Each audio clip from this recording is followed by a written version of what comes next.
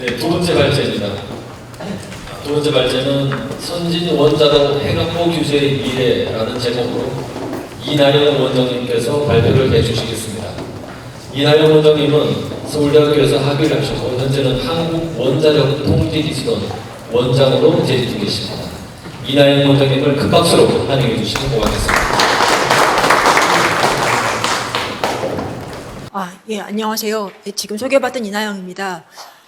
사실 지금 딱 들어보고 질문을 들어보고 발표를 들어봐도 정말로 규제 인허가를 너무너무 오래 하시고 경험이 많으신 분들 앞에서 제가 이런 거를 발표하는 게 되게 떨리기도 하지만 또 그렇게 많은 경험을 가지신 분들이 그래도 해관보는 잘 모르실 거다라는 조금의 자부심을 가지고 여러분들께서 이 개념에 대해서 좀 이해하실 수 있는 시간이 되었으면 좋겠다고 생각드리고, 오늘은 그래서 제가 생각할 때는 이쪽은 그래도 많이 좀 접하실 경험이 없었을 것 같아서 그냥 기본적인 컨셉 정도에서 설명을 많이 드리게 될 것 같습니다. 그래서 나중에 만약에 기회가 되어서 좀 더 자세한 설명을 드리게 된다면 저희 기관에 계신 오래 하셨던 전문가들 모셔서 들으실 수 있는 기회를 또 가졌으면 좋겠습니다.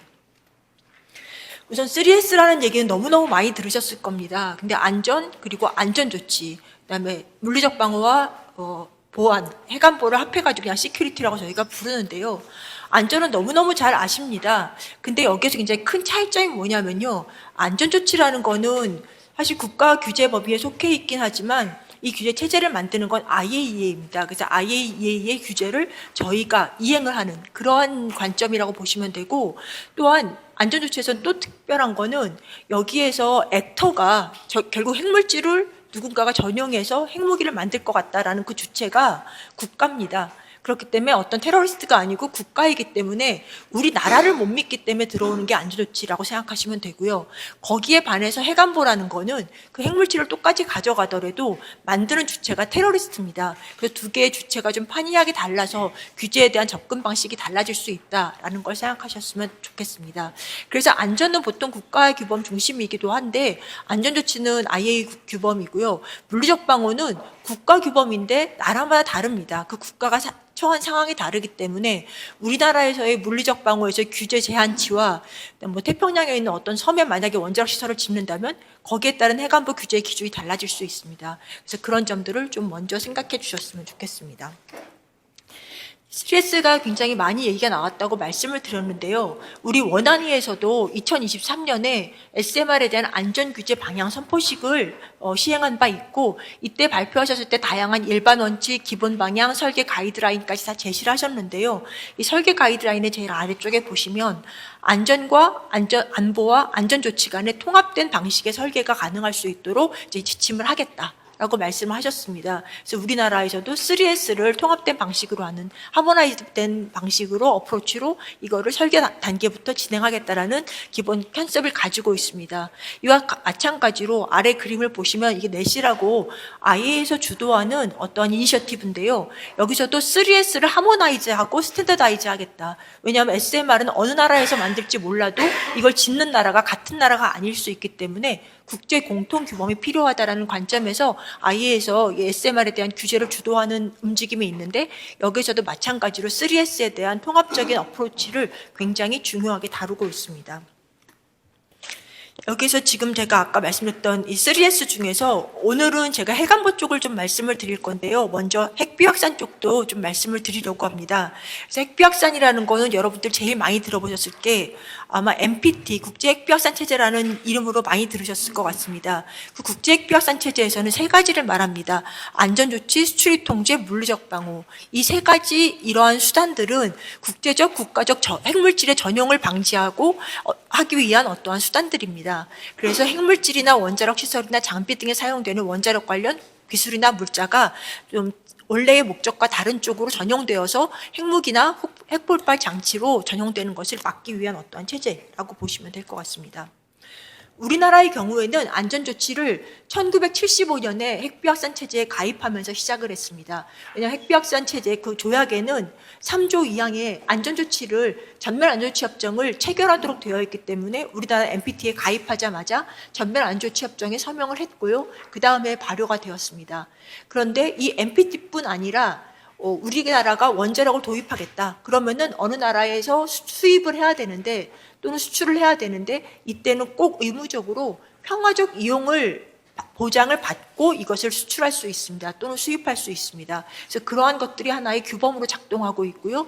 또 지금 말씀드렸던 IAEA 전면안전조치 협정 이외에도 IAEA 추가 의정서까지가 포함돼서 이런 것들이 안전조치의 국제규범의 강제 의무 수단으로 만들고 있습니다.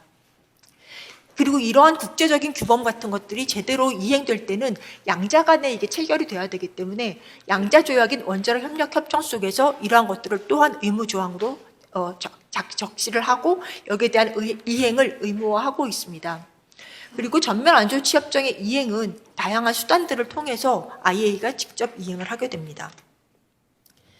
그래서 보통 안전조치를 말씀을 드리면 내가 지금까지 발전소 운영하면서 안전조치 한 번도 안 들어보고도 큰 문제가 없었다라고 생각하시는 분들이 꽤 많이 있습니다. 그래서 안전조치를 안 하면 어떤 문제가 생기지라고 보통 질문을 하실 수가 있는데요. 기본적으로는 안전조치가 안 된 시설은 우리나라에서 운영할 수가 없습니다. 왜냐하면 우리가 협정을 통해서 또는 어떤 국제규범을 통해서 이런 걸 다 하겠다라고 약속을 했고 IAEA 전면안전조치를 수용하겠다라고 하고 NPT라는 조약에 가입을 했다라는 거는 전면안전조치를 받아야 되는데 이 IAEA 전면안전조치를 어떻게 할 것인가의 방법론이 바로 이 안전조치이기 때문에 이 안전조치 방법이 안 돼 있고 이걸 적용할 수 없다면 우리나라도 그 시설은 쓸 수가 없는 겁니다. 그래서 이러한 사례를 하나 말씀드리면 아주 옛날입니다. 저도 카이나기라는 게 생기기도 전인데요. 맥스터 400을 우리나라가 맥스터 400은 다 잘 아시다시피 중수로에 대한 사용의 결로 건식 저장 시설입니다. 우리나라가 사용의 결로 건식 저장 시설이 부족하다 보니 맥스터 200을 도입해서 400을 건설하려고 했었는데 맥스터 200을 원래 도입을 했는데 2줄로 넣는 것보다 4줄로 넣는 것이 훨씬 더 효과적이고 공간 효율성이 높아질 것 같아서 400으로 건설 허가를 받았습니다. 그래서 건설에 착수를 하고 그 당시 IAEA가 왔을 때 이거를 얘기를 해주고 이런 거 건설 계획을 통보를 원래 하게 돼 있거든요. 법으로. 그래서 건설 계획을 통보했더니 그걸 4줄로 하게 되면 가운데 줄에 있는 사용의 결로는 검증할 수가 없어서 이거는 우리가 안전조치를 적용할 수가 없다라고 했습니다. 그러면은 이 시설에 대해서는 당연히 건설이 중단이 됐죠. 건설이 중단되고 IAEA랑 2004년에 12월부터 합동 실무그룹을 구성해서 실무회의를 여러 차례 했습니다. 그러면서 굉장히 오랫동안 우리가 받을 수 없는 거, IAEA가 우리가 받을 수 없는 거를 계속 조율을 해가지고 수차례 회의를 한 끝에 재검증 튜브를 설치하고 봉인을 하는 걸로. 그래서 가운데 4가지 격자마다 구멍 하나 뚫어서 거기에 재검증 튜브를 설치하는 걸로 해서 합의를 받고 2006년 3월에 최종 설계안을 IAEA 송부해서 IAEA가 그걸 수용함으로써 2007년 7월에 공사가 재개됐습니다. 사실 이 당시가 우리나라가 추가 의정서 사건이 아주 굉장히 시끄러울 때였기 때문에 별로 큰 문제가 없이 지나가긴 했습니다만 이러한 사건이 또 난다면 이것도 굉장히 큰 일입니다. 더군다나 이거는 설계를 중간에 변경하는 거는 금전적으로도 시간적으로도 많은 손해가 나기 때문에 안전조치는 그 이후에 우리가 항상 가급적 빠른 시간에 그 설계 정보를 제공을 해서 IAEA로부터 안전조치 어프로치를 어떻게 할 수 있다는 거에 대해서 확인을 먼저 받으려고 노력을 하고 있습니다. 그래서 지금도 말씀드린 것처럼 SMR에 대해서도 많은 분들이 나는 표준 인허가 설계 봤는데 이거 아무 소용 없는데라고 생각하시는 분들이 좀 있더라고요. 그렇지만 저희는 항상 협의를 먼저 드리고 IAEA에다 정보를 제공하고 IAEA에서 어떻게 안전조치를 할 수 있는지에 대해서 사전에 협의할 수 있도록 지금 저희가 여러 가지로 노력을 하고 있습니다. 그러면 이제 해관보 쪽으로 넘어가서 해관보를 설명을 드리겠습니다. 사실 제가 오늘 이 자리에 오면서 해관보를 어떤 식으로 설명을 드리는 게 가장 좋을까 생각해 봤는데 우선은 전반적인 개념을 좀 이해를 하시게 되면은 사실 앞에 허균영 교수님 발표하시는 거 듣고 저도 좀 어찌 보면 어프로치가 비슷하다 생각했던 게 이미 많은 규제에 대한 기준들이 다 나와 있습니다. 근데 그 기준이 왜 생겼지를 알아야 우리가 해관보 설계를 어떻게 할지를 알 수 있거든요. 그래서 그런 측면에서 설명을 드리려고 생각을 하고 있습니다. 우선 우리나라 법에도 핵물질이나 물리적 방호라는 거는 핵물질이나 방사성 물질 및 관련 시설 또는 활동과 직접 또는 관련 있는 내외적 위협을 사전에 방지하고 위협이 발생한 경우에는 불법 행위에 대한 탐지, 지연 및 대응 수단으로 이를 저지하며 사고로 인한 피해를 최소화하기 위한 일체의 행정적, 기술적 조치라고 되어 있습니다. 이거 다 아시다시피 그런 일이 방지가 되어서 아무런 사건이 발생 안 하면 제일 좋죠. 그리고 피해도 최소화하면 제일 좋죠. 그렇지만 물리적 방어 수단이라는 거는 어떠한 누가 어떤 의도를 가지고 침입하려고 할 때 그거를 탐지를 해야 될 거고요. 그래서 저희가 CCTV도 설치하고 뭐 방어 울타리도 치잖아요. 그래서 그걸 지연을 해야 되는데 담장 세우고 방어 울타리를 채우는 자체 그런 것들이 지연에 해당이 되고요. 거기 경비 아저씨들 또는 특경, 청특경 다 있거든요. 그분들 또는 안 되면은 주변에 경찰이라든가 군까지 오게 되는데 그러한 대응, 레스판스까지 포함을 해서 탐지 지연 대응이라는 주요 수단을 통해서 저희가 물리적 방어를 이행할 수 있게 됩니다. 그러면 이런 물리적 방어 이행하는 대상이 무엇이냐라고 보신다면은 우선 핵물질에 대한 불법 이전 그리고 원자력 시설이라든가 핵물질에 대한 사보타주 이 두 가지로 구성이 되어 있습니다. 그렇기 때문에 이 두 가지에 대해서 저희가 막을 수 있도록 여러 가지를 수단들을 강구를 한다라고 보시면 될 것 같습니다. 사실 우리가 원자력 발전소는 사고만 나도 큰 방사선적 영향이 있는 걸 다 알기 때문에 그걸 굉장히 막기 위해서 많이 노력을 하거든요. 그래서 예전에는 원자력 시설을 누가 공격할 거라 생각을 한 적이 별로 없습니다. 그래서 통상적인 물리적 방어라는 건 핵물질을 탈취하는 것, 거기에 집중이 되어 있었는데요.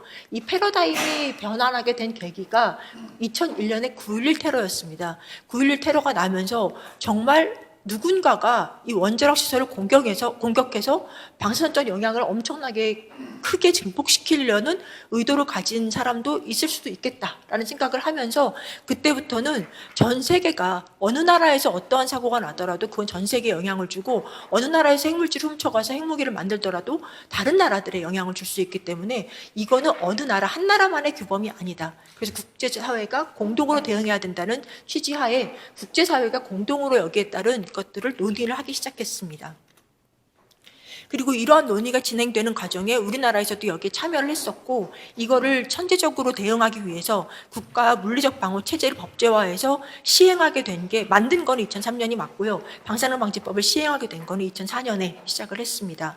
그래서 발효하게 된 다음에 우선 한국 내 해관보 이행 체제에 필요한 요소들을 다 명문화해야 되겠다라는 필요성을 인식하게 되었고요. 또한 강화된 국제 지침과 개정된 CPPNM의 내용들을 국내법으로 선제적으로 반영하기 위해서 이런 법을 새로 제정을 한 것입니다. 예.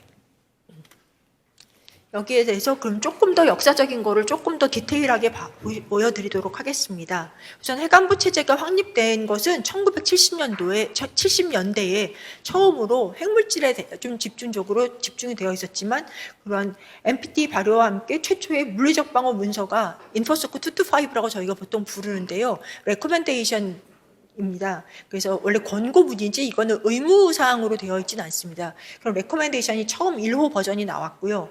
그런 다음에 한참 동안을 이거 가지고 충분했습니다. 그렇기 때문에 아무런 문제가 없었는데요.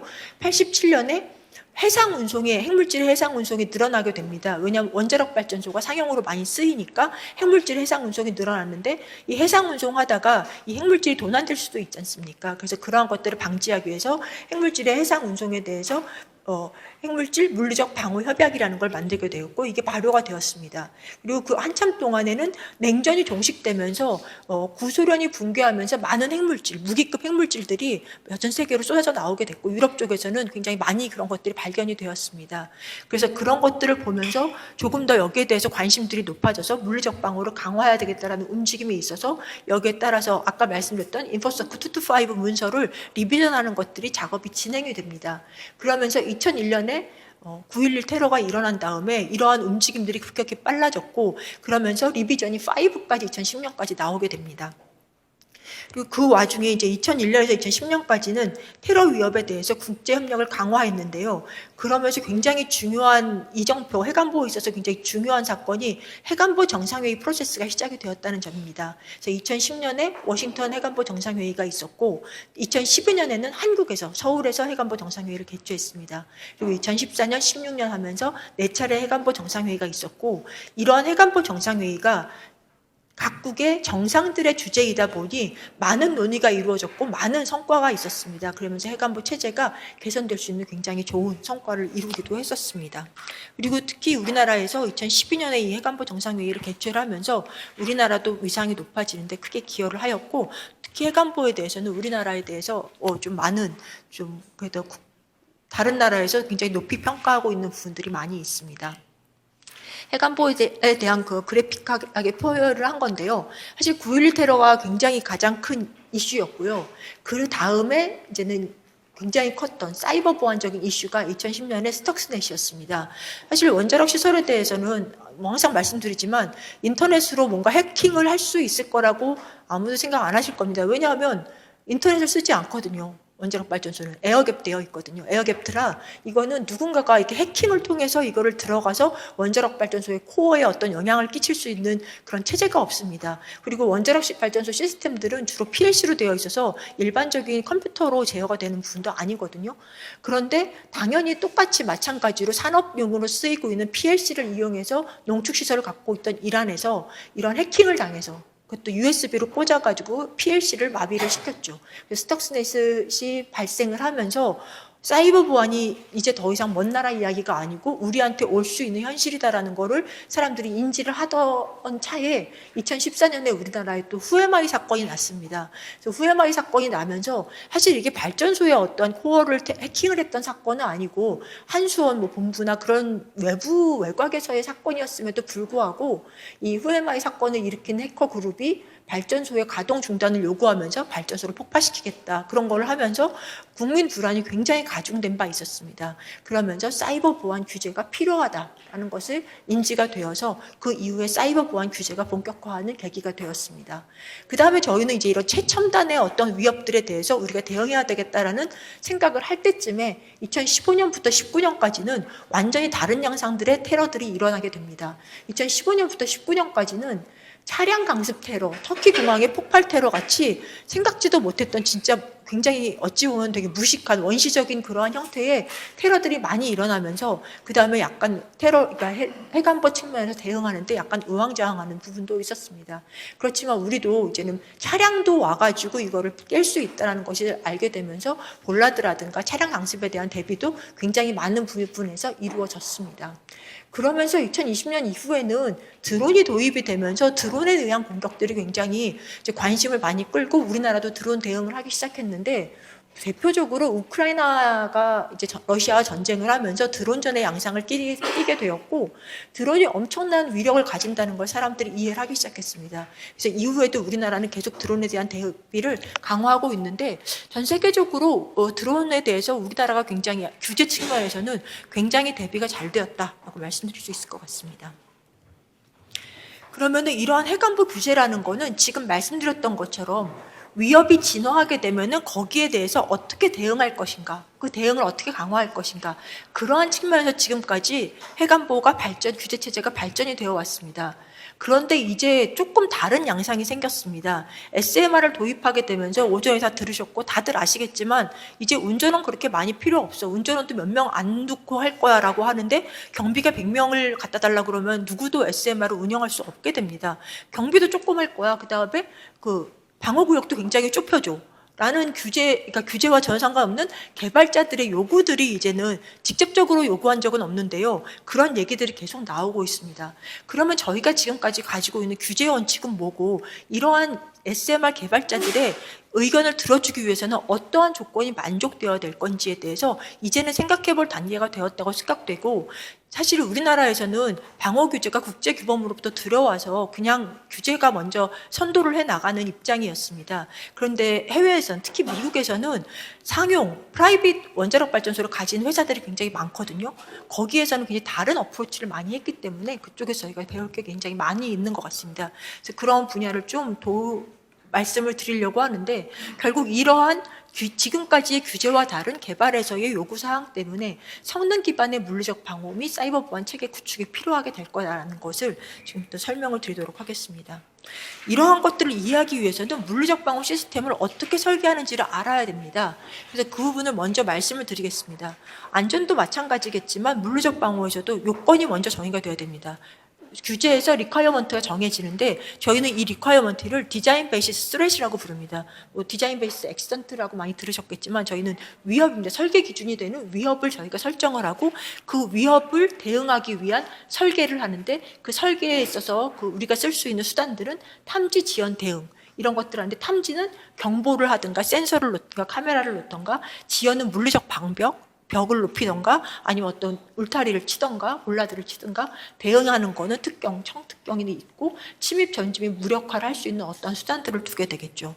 그런데 이걸 평가하는 거는 두 가지가 있을 수 있을 겁니다. 특성 기반으로 우리가 요구됐던 것들이 정말 제대로 구현이 되어 있는지를 이제는 서면으로 볼 수가 있을 거고요. 또한 퍼포먼스 베이스드로 진짜 우리가 이런 거를 이 정도로 막아달라고 했는데 이러한 성능이 진짜 나와? 그게 실질적으로 볼 수가 있겠죠. 그런 평가를 한 다음에 평가의 개선점을 저희가 다시 제시를 하면은 거기에 대해서 피드백을 드리면 거기에 따라서 개선해서 다시 이거를 재점검해서 정비해서 추가적인 것들을 만드실 수 있을 것 같습니다. 그래서 여기에서 지금 말씀드렸던 설계기준 위협이라는 거는 원안위에서 규제기관에 설정을 하게 됩니다. 신종 위협이 등장하게 되면 여기에 대해서도 평가를 해서 어느 정도라고 저희가 설계기준 위협을 설정하면 설계기준 이하의 위협은 사업자가 책임을 가지고 있습니다. 그렇지만 그 이상의 위협에 대해서는 국가에서, 군경에서 대응을 하는 부분이 있습니다. 그렇기 때문에 어찌 보면은 사업자가 굉장히 능동적일 필요가 없어요. DBT만 좀 떨어뜨려주면은 사업자도 그만큼만 대응하면 되고 나머지는 군경이 와서 처리를 해줄 거라고 믿어도 되거든요. 근데 우리나라처럼 군경이 옆에 이렇게 딱 붙어서 발전소 주변에 있는 나라가 이게 또 많지 않은 것 같기도 해요. UAE는 옆에 오히려 군이 오히려 경호를 해주는 게 맞은데 미국 같은 경우는 전혀 아니죠. 그렇기 때문에 우리나라가 좀 유니크한 상황이라고 말씀드릴 수 있는데요. 이 DBT라는 건 뭐냐면 그 나라의 수준에 맞게 그 최신의 위협 요소 같은 것들을 물리적 방어 시스템의 필수적인 요소로서 핵물질이나 원자력 시설에서 핵물질의 불법 이전이나 원자력 시설에 대한 사보타주 위협에 대해서 평가를 해서 설계 기준 위협을 설정하라고 권고를 합니다. 그런데 이 DBT는 대외비입니다. 어느 나라도 같이 공유해주지 않고 우리나라 것도 저희도 딴 나라에 알려주지 않습니다. 그래서 이거는 미국의 사례집에서 나와 있는 거를 참고로 가져온 건데요. 교육용입니다. 교육용으로 나온 거기 때문에 그냥 참고만 하시면 되는 건데 우선 아까 말씀드렸던 우리의 물리적 방어의 위협 대상은 불법 이전이나 사보타주기 때문에 거기에 대해서 침입자의 수를 결정을 하고 어떠한 무기를 가지고 어떠한 목적을 가지고 들어와서 이동수단은 어떻게 되고 여기에 내부자까지 우리가 고려를 할 것인가 말 것인가 또는 사이버도 따로 DBT가 있거든요. 사이버 위협에 대해서는 어디까지 볼 것인가 이러한 것들을 국가에서 종합해서 여기에 대해서 DBT를 설정을 하게 됩니다. 그래서 그 DBT를 설정을 하게 되면 거기에 따라서 이제는 대응할 수 있는 시나리오를 만들어야 되겠죠. 그래서 저희가 DBT를 설정하면은 시설별 침투 시나리오 및 대응 시나리오는 사업자 쪽에서 작성을 하게 되고 그럼 물리적 방어 시스템의 성능 및 취약성을 점검해서 보완을 요구하게 되면 사업자 쪽에서 다시 이걸 개선하는 그러한 방향으로 이루어진다라고 보시면 될 것 같습니다. 아까도 말씀드렸던 탐지 지연 대응이라고 말씀을 드렸는데요. 어느 시점에 적의 행동을 침투하는 것을 확인하는 것이 어디서부터 이렇게 몰래 들어가는지 모르겠지만 그걸 처음에 탐지하는 시간 이건 빠를수록 좋겠죠. 그리고 지연 시간 그러니까 뭐 천경이라든가 아니면은 거기에 울타리가 많아서 아니면은 담을 넘는데 시간이 걸려서 그런 대응 시간이 길어져야 그러니까 그런 지연 시간이 길어져야지 대응군이 올 때까지 저희가 그걸 막을 수가 있는 겁니다. 그래서 대응군이 와서 그걸 막아주면 거기서 끝이 나기 때문에 저희가 이 시간을 항상 탐지 플러스 대응 시간이 지연 시간보다 짧아지도록 이렇게 저희가 요구를 하고 있습니다. 이렇게 해서 설계가 된 시설에 대해서는 저희가 평가를 하는데 아까도 말씀드렸듯이 서면적으로 평가를 하고 성능 기반 평가를 하는 거는 저희가 시설에 가서 확인하는 것도 있지만 실제로 대응군을 만들어서 몰래 침입군을 만들어서 침입군이 실제 발전소를 침투하는 훈련을 합니다. 그래서 이게 대응이 되는지까지를 확인을 해서 이러한 성능이 나오는지를 저희가 확인하는 그러한 과정들을 거치게 됩니다. 그러한 것들을 다시 받아서 대설계 및 개선 사항이 이제 들어갈 수 있는 거겠죠.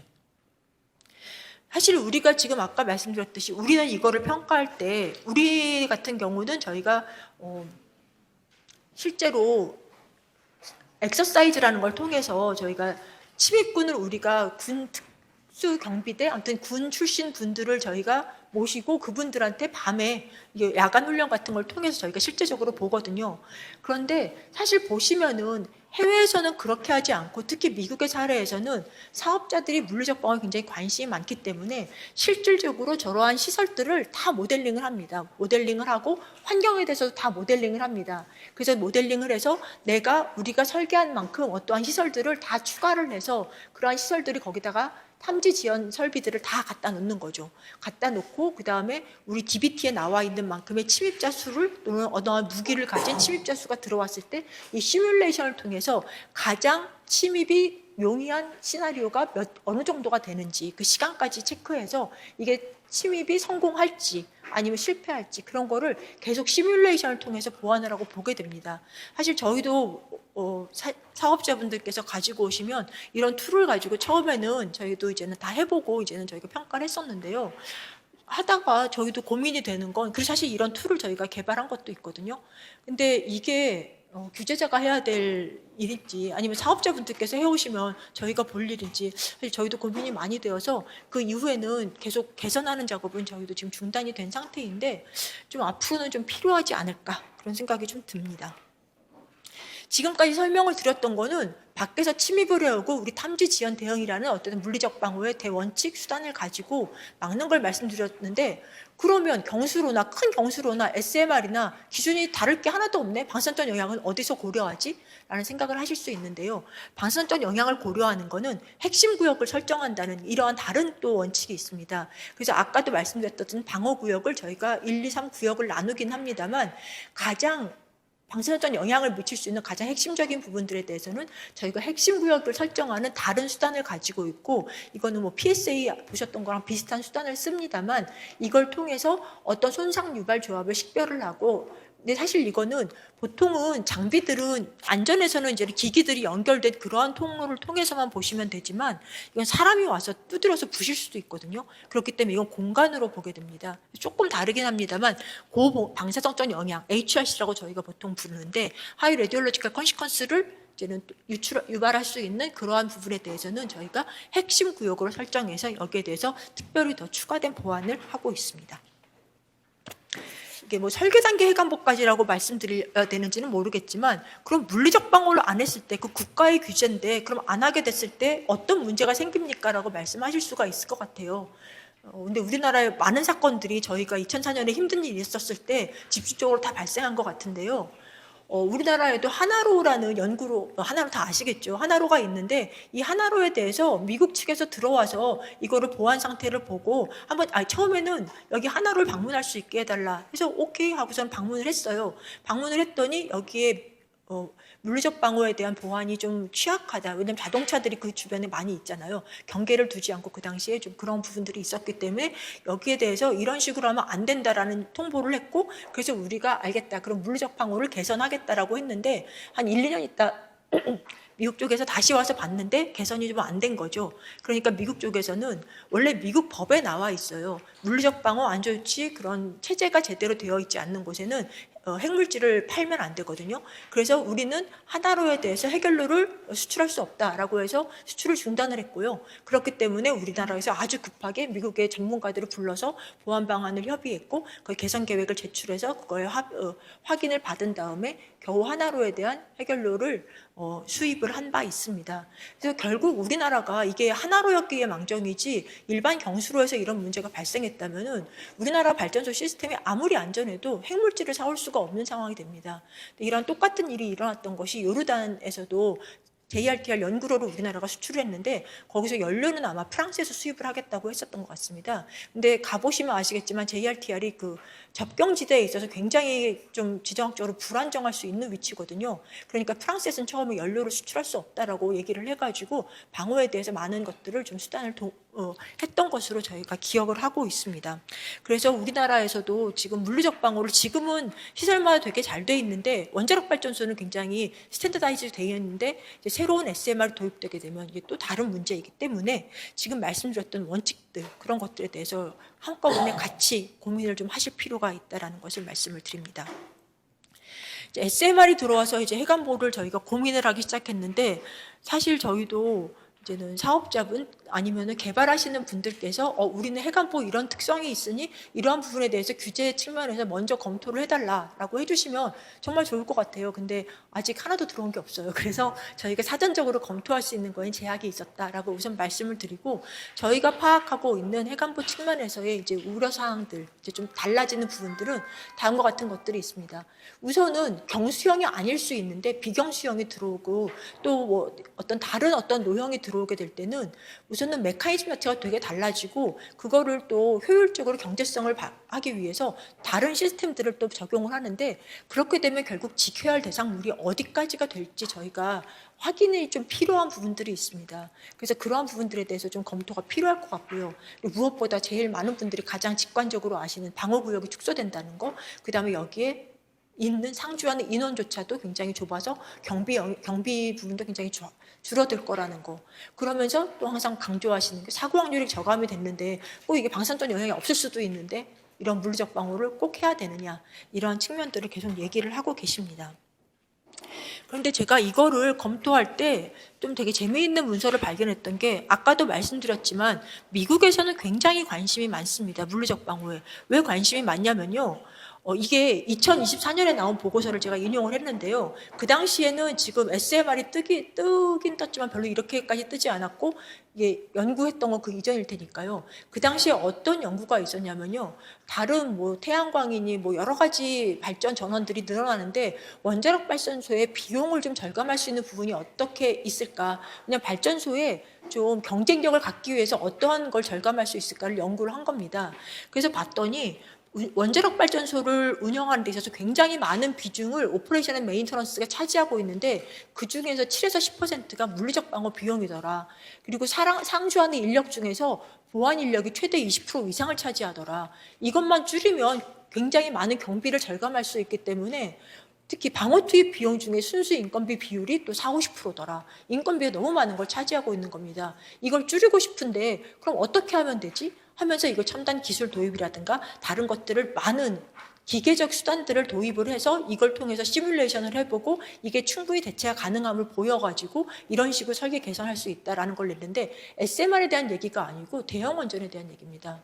그래서 이걸 보면서 제가 왜 우리나라에서는 경비 인력 줄이겠다고 가져오는 걸 제가 본 적이 없거든요. 그래서 그리고 아마도 또 한수원의 운영이라는 측면에서 봤을 때 뭐 경비 인력을 줄이거나 하는 것이 또 엄청난 많은 문제들을 발생시킬 수 있기 때문에 좀 어렵지 않을까라는 생각도 사실 상식적으로는 들긴 해요.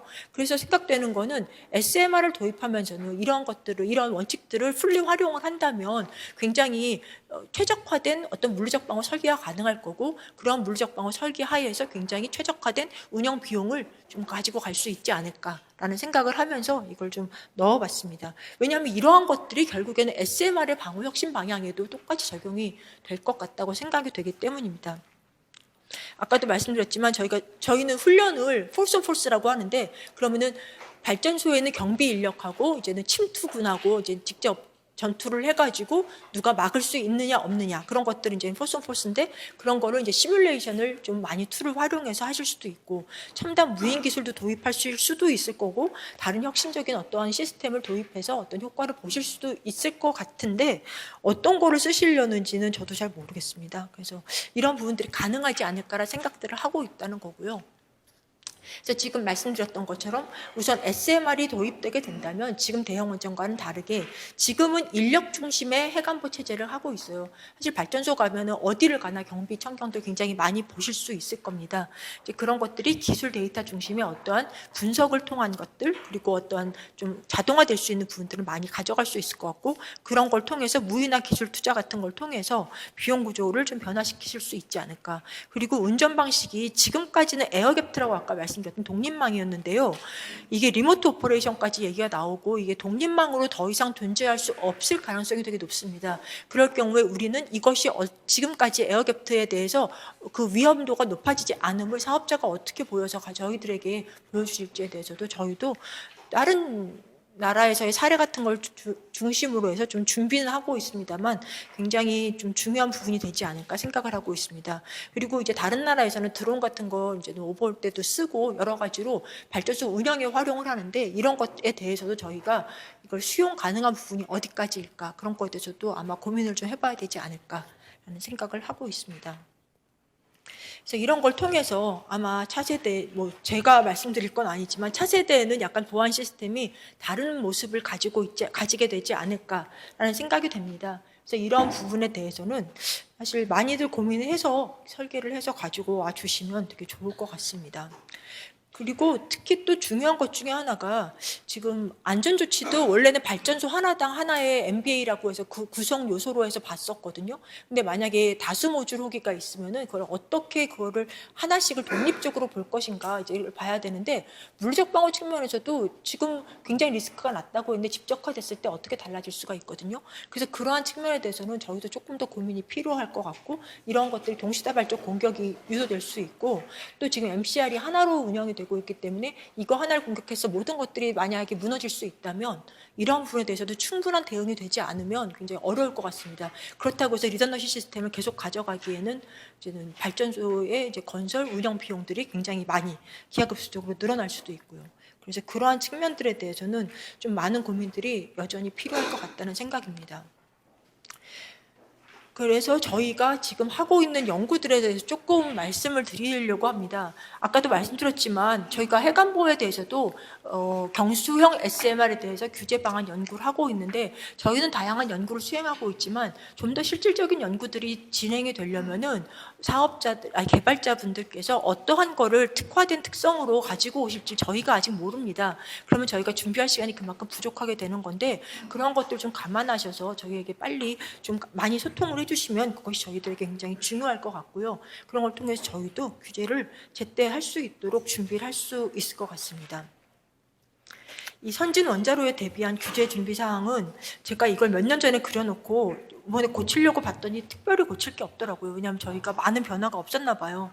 기존 규제라는 것이 법령은 되어 있는데 사실 해관보 쪽이 그 아랫단에 세부적인 디테일이 많이 빠져 있습니다. 법령은 있어도 고시 쪽이 빠져 있다거나 어떤 지침이라든가 그런 것들이 지금 원안위 차원에서 이거 개선하기 위해서 다양한 것들을 준비하고 있기 때문에 조만간에 법령은 정비가 될 것 같습니다. 특히 올해 초에 우리 3월에 지금 방사능 방제법이 개정이 되어서 이제는 표준 설계 단계라든가 그 건설 전에 이제는 물리적 방어에 대한 규정을 준비하셨어야 된다면 이제는 아주 설계 단계부터 이런 걸 준비하셔서 같이 인허가 서류를 같이 내셔야 되는 걸로 변경이 되었고, 관련된 하위 법령은 지금 개정을 준비를 하고 있습니다.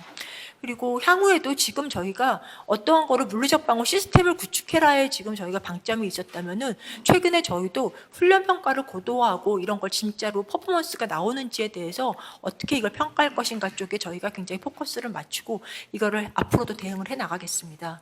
특히 신규 시설 및 위협에 대한 규제 역량 확보는 굉장히 시급하다고 보는데요. 사이버 위협이 지금까지는 저희가 에어갭 투니까 괜찮아라고 생각했지만 지금은 사이버 보안이 IA에서도 굉장히 중요한 규제 현안으로 보고 있습니다. 저희도 많이 준비를 하고 있지만 앞으로도 이 부분에 대해서는 지속적으로 어떠한 시스템을 도입할 것인지를 보면서 저희도 같이 준비를 해나가려고 생각을 하고 있습니다. 드론 같은 것들도 지금까지는 저희가 보통 그러니까 설계 기준 위협에서 드론 몇 개, 그다음에 어느 정도 무게를 실어 나올 수 있는 드론 그런 정도로 제한하고 있는데, 전쟁에도 쓰일 수 있을 만큼 요즘 드론들이 계속 굉장히 고도화하고 있기 때문에 이런 것들에 대해서도 향후 DBT는 3년마다 계속 개정을 하거든요. 향후 개정할 때 어떤 식으로 반영할지에 대해서 저희도 고민을 좀 해보고자 합니다. 그리고 무엇보다 제가 생각하기에 가장 중요한 것, 그러면서 좀 잘 안 되는 것이 국내적으로도 가장 저는 시급하다고 보는 게 국내 해관보에 대한 규제 인식에 대한 제고라고 생각합니다. 해관보 규제에 대해서 별로 많이 들으실 기회가 없고 거기에 대해서 고민하실 기회가 없을 것 같고 저희도 많이 부족을 할 것 같습니다. 그리고 사업자 특히 발전소에 계신 분들도 해관보에 대해서 약간 불편하다. 왜 이렇게 청경들 그러니까 어디 하나 들어갈 때마다 태그를 바꾸라고 하고 꼭 찍으라고 하고 이제는 그런 걸 되게 불편하게 생각하시는데, 이게 굉장히 중요하다는 거에 대한 인식, 그런 거에 듀 프라이어리티에 대해서 인식을 제고하실 수 있도록 저희도 노력을 하도록 하겠습니다. 그리고 이러한 모든 것들을 통해서 해관보 국제 규범을 선도할 수 있도록 저희도 노력을 하고 있으니 여러분들께서도 많이 도와주시면 감사하겠습니다. 제가 이거를 준비할 때는 처음에 했더니 너무 오래 걸려 한 50분 넘게 걸리길래 굉장히 빨리 해야겠다라고 생각을 했는데 생각보다 더 빨리 끝난 것 같아서 너무 죄송한데, 혹시 질문 있으시면은 몇 개 받도록 하겠습니다. 이나영 원장님께서 물리적 방어 또 해관보에 대해서 아주 또 상세히 설명해 주셨는데 질문 있으시면 마이크 좀 주시겠습니다.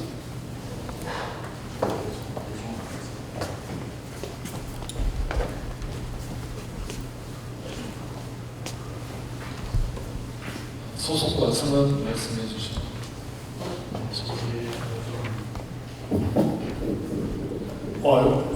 해가 보여서 잘했습니다. 네, 지금 SMR 관련해서 예전부터 계속 얘기가 되고 있던 사항인데, 지금 SMR에 대한 DC가 신청이 돼 있지 않습니까? 그러면 실질적으로 이제 카이나에서 해야 될 일들은 이제 물적 방어, 사이버 보안, 그러니까 우리 기존 SR 챕터로 얘기하는 13.6절에 대한 내용들을 이제 카이나에서 심의를 해야 될 텐데, 심사를 하고 평가를 해야 될 텐데, 지금 그러면 그 SMR 관련된 DC 신청 관련 그 인허가 문서가 카이나하고도 같이 왔나요? 아니면 여전히 카이나하고 지금 블랭크 상태에서 시크릿 바이 디자인 이런 부분이 중요하다고 강조하고 계시는지 하고, 두 번째는 지금 여기서 얘기했지만 세이프티와 시큐리티, 스텝 가드를 제외하고 하모나이제이션, 연계 서로 영향을 주기 때문에 검토 이런 것들이 중요한데, 지금 만약 DC 신청할 때 설계 안전성 평가 문서인 SL이 사용하는 서류가 오지 않았다면 어떻게 좀 그런 부분을 확인할지 하고, 특히 이제 세이프티와 시큐리티가 조합하려면 킨소 카이나 간에 아주 적극적인 연계 검토를 포함한 소통이 필요할 텐데, 그러한 부분은 어떻게 지금 생각하고 계시는지 좀 얘기를 듣고 싶습니다. 네, 우선 인허가 문서에 표준 인허가 신청이 들어왔는데요. 거기에는 해관법은 빠져 있습니다. 근데 아까 말씀드렸던 것처럼 올 3월에 법이 규정이 되면서 이제는 신청을 해야 되는 단계이기 때문에 원안위에서 공문을 발송을 했고요. 그래서 지금 계속 소통을 하고 있습니다. 제출을 하게 되면은 내년 초에 제출을 하게 되면은 저희가 좀 빠듯하게 시간이 좀 부족하겠지만 그래도 적절한 시기까지 한 1년 내에 심사가 끝낼 수 있도록 저희도 준비를 하려고 지금 사전 소통을 계속 진행을 하고 있는 상태입니다. 그리고 세이프티 시큐리티 인터페이스 관련된 질문을 주셨는데요. 그 부분은 지금 아시다시피 IA에서도 NSGC라고 가이던스 커미티에서는 뉴클리어 시큐리티 가이던스 커미티에서는 세이프티에 대한 가이던스 커미티랑 같이 협력을 해가지고 세이프티에 올라오는 모든 기술 문서에 대해서 해관보호와의 적정이 있는 거를 다 찾으려는 노력까지 했었거든요. 근데 폭발해버리고 세이프티 문서가 너무 많은데 해관보 전문가의 한정된 수로 이걸 다 볼 수는 없다. 그래서 저희가 좀 특별하게 눈에 띌 만한 사례 같은 것들을 저희가 수집을 하고 있거든요. 그러한 사례들을 저희는 보고 있고, 그 문서가 스페시픽하게 세이프티 인터페이스에 대한 검토가 요청이 올라올 일은 절대 없을 것 같고요. 저희가 거기에 대해서는 저희가 알고 있는 그 사례들을 찾아서 이제 저희가 공유를 하면서 검토를 하고 이게 보완이 될 수 있도록 생각을 하고 있습니다. 그리고 제일 잘 아시는 사이버 시큐리티 관련해서는 되게 분기마다 계속 카이나 킨스가 같이 협의를 하고 있고, 특히 사이버 시큐리티는 우선 구매 단계부터 저희 폴리티 컨트롤이 들어가야 될 것 같고, 구매 단계에서 어떤 문제가 없는지를 그 요건을 굳이 핵관도 규제라고 보지 않더라도 안전 규제에 담아서 어떻게 이해될 수 있어서 아무 문제가 없도록 할 수 있으면 가능하다고 보고 있기 때문에 그런 여러 가지 측면에서는 계속적으로 협의를 하고 있습니다. 하고 있는데 아직 결과 문서가 나올 만한 그런 사례까지는 네, 또 선생님, 김학무 발표 말씀 잘 들었습니다. 설계 단계 해관보 사례로서 하나로 해결료 공급 중단 사건을 들었습니다. 우리나라가 지금 해결료 다루는 거 보면 캔도형 천원으로 하는, 그리고 가학경수용 전원축으로 하는 하나로 해서, 예전에는 에리유라고 썼는데 지금 그게 아마 한글로 이렇게 바뀌었을 겁니다. 농축도에 따라서 이 설계 단계에서 그 차별성이 좀 있는지 그거에 대해서 좀 말씀을 듣고 싶습니다.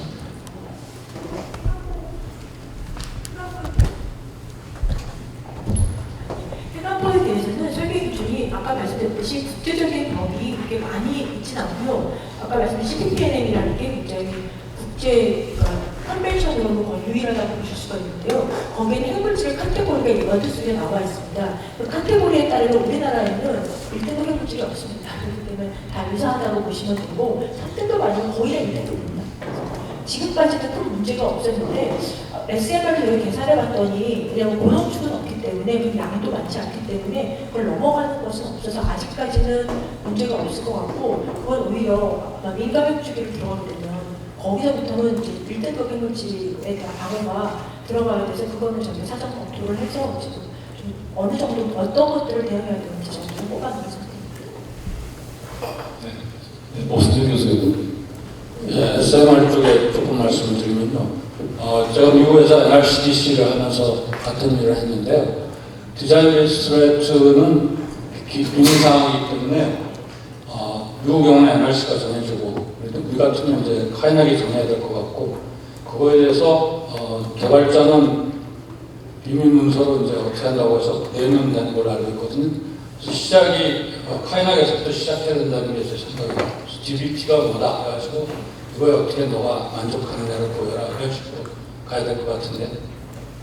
저희가 DBT는 저희가 2010년대 때부터 처음에 DBT를 설정을 하고 매 3년마다 DBT 개정을 하고 있습니다. 사업자도 여기 참여를 하고 있고요. DBT는 카이나기 설정하는 원하게 설정을 하고 저희가 기술 지원을 하고 있습니다. 설정을 해서 주면 그걸 가지고 사업자는 이러한 위협을 막을 수 있는지 위협에 대한 대응 시나리오를 만듭니다.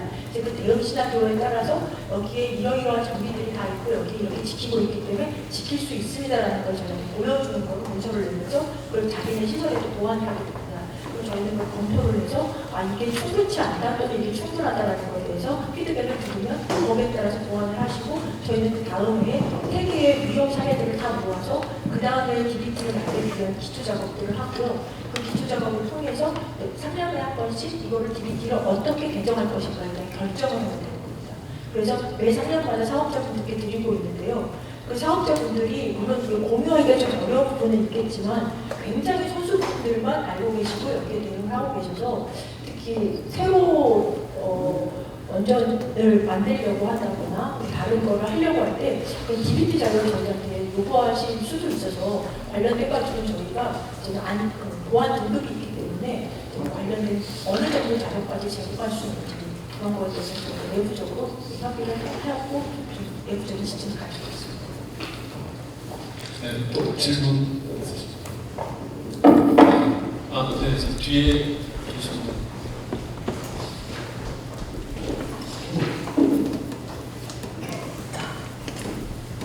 네, 저는 SK이노베이션 김찬입니다. 우선 좋은 발표 감사드립니다.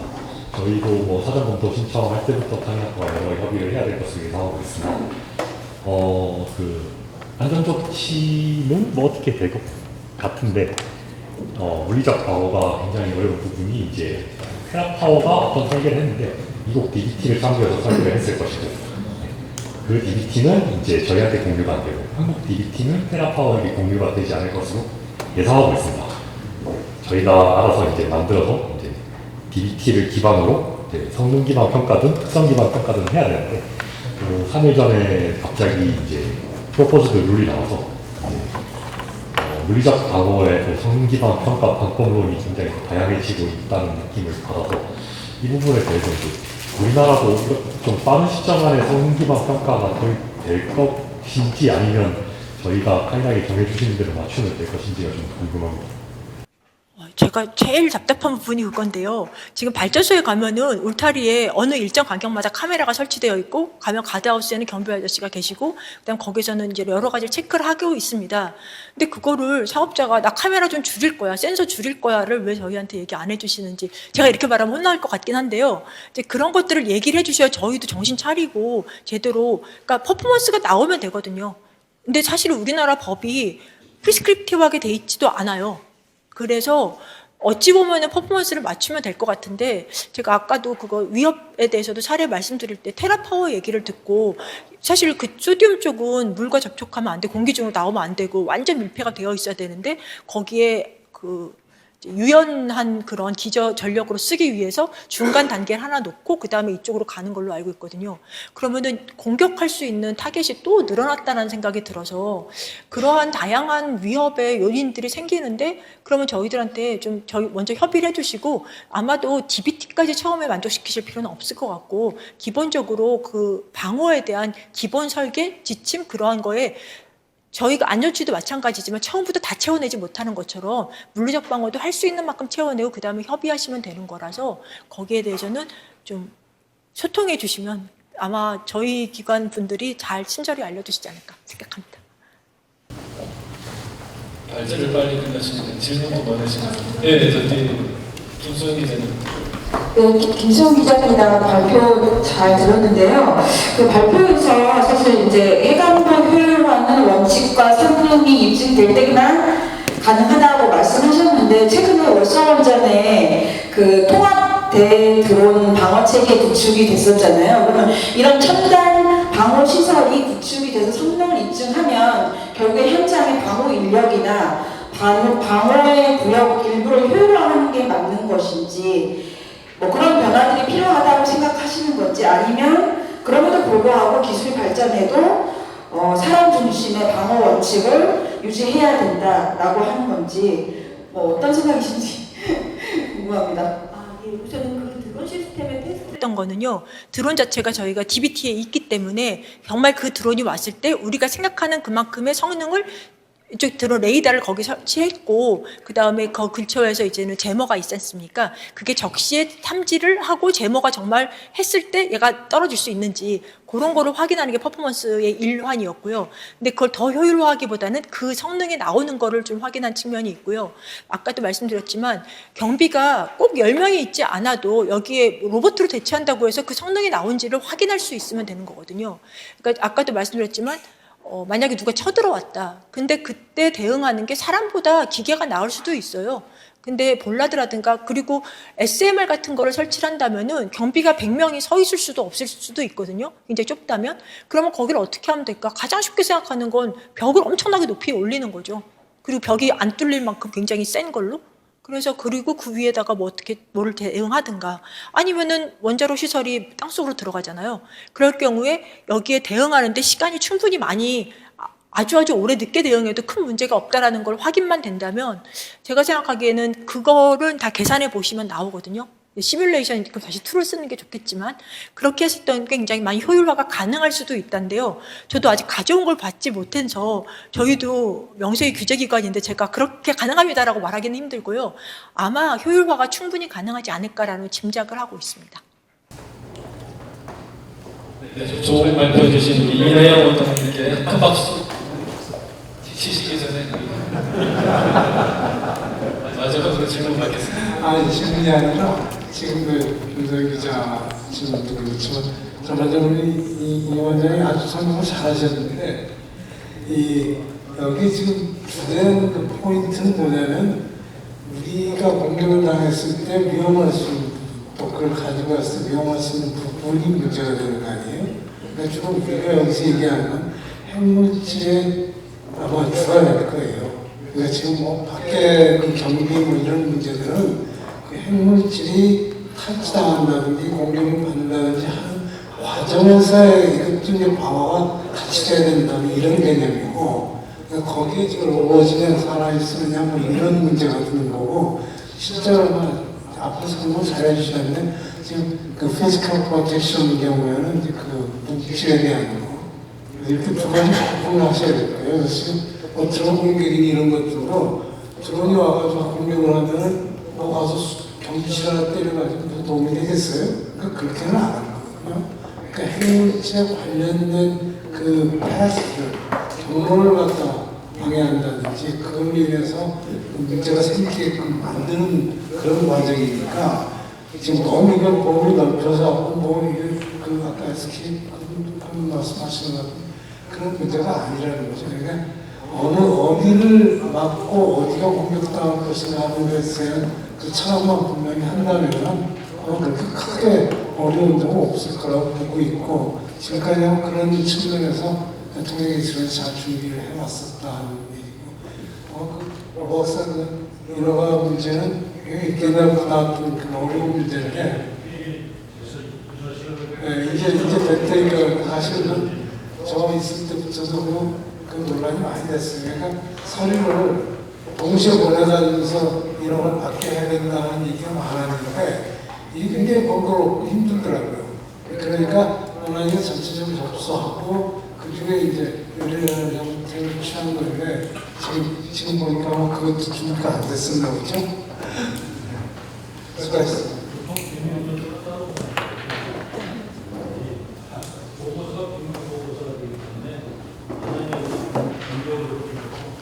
지금 그 비밀적 자꾸 얘기한 중국의 그거 그게 일부만 그랬지.